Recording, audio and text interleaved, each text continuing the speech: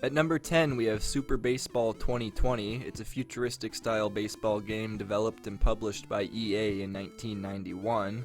It has all the same mechanics as an officially licensed baseball game such as MLBPA, but features robot players and unique animations and circumstances.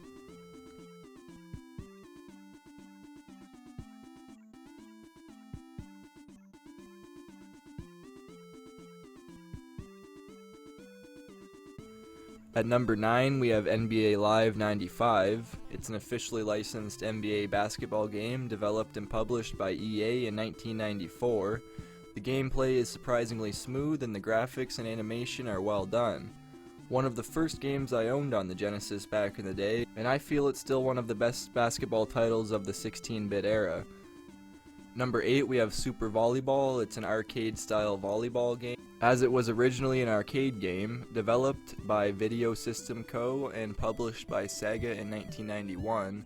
The players are situated on a single plane for simplicity, but I found this game to be a lot of fun once you get the timing down.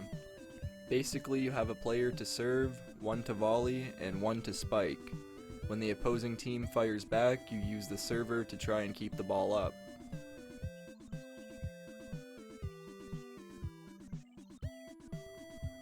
At number 7, we have FIFA 97. It's an officially licensed soccer game developed by EA Canada and Extended Play Productions and published by EA in 1996. This game features great graphics, animation, gameplay, and camera angle, as opposed to other soccer titles of the time which featured the overhead camera. All of the FIFA titles are good for the Genesis, but I believe this one is the best.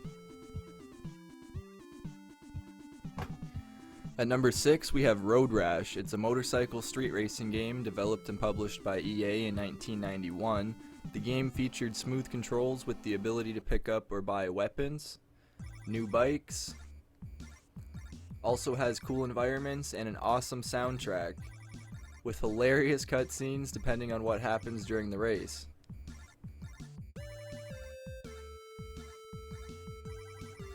At number 5, we have Madden NFL 98. It's a football game developed by EA Tiburon and published by EA Sports in 1997. If you're a football game fan, I'm sure you've heard of or played the Madden series. Each installment is great, but I chose this one as the graphics look great and it's one that I didn't even see back in the day. At number 4, we have Greatest Heavyweights. It's a boxing game developed by Malibu and published by Sega in 1993.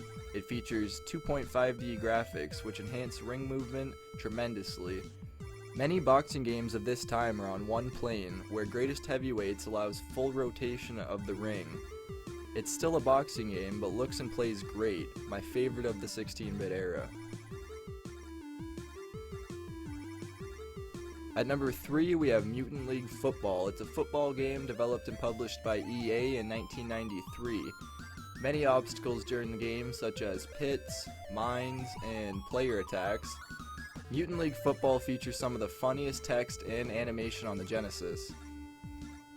Mutant League Football has a total of 19 teams, each with a hilarious name and consisting of aliens, skeletons, robots, trolls, and superhuman players. At number 2, we have NHL 93. It's a hockey game developed by Park Place Productions and published by EA in 1992. Simple classic 16-bit NHL action with iconic crowd boo sound effect and ruthless fights. May seem high on the list, but this is a well-known classic and it doesn't get much better than this.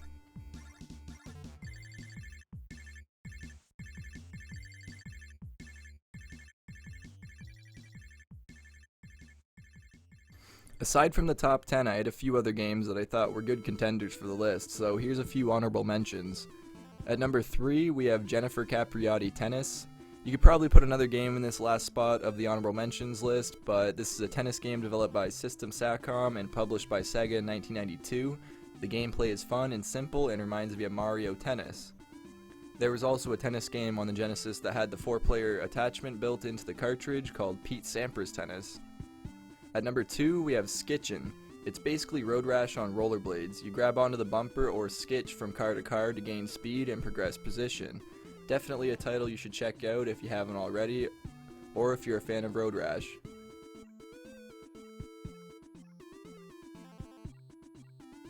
And the number 1 honorable mention goes to NBA Jam. This is an arcade-style basketball game developed and published by Midway in 1994, featuring 2-on-2 action similar to Barkley Shut Up and Jam, but much better, plus some secret characters.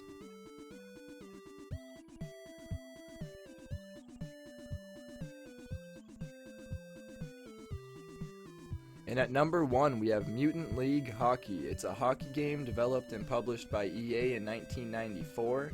It has many obstacles during the game, such as pits, fire, spikes, player corpses, and more, but Mutant League Hockey only has 3 types of mutants: robots, skeletons, and trolls, along with weapons and power-ups thrown on the ice from the crowd. Still has great team names such as the Turbo Techies and the Mighty Weenies. And in my opinion, Mutant League Hockey is slightly more fun and a little more polished than its predecessor, Mutant League Football.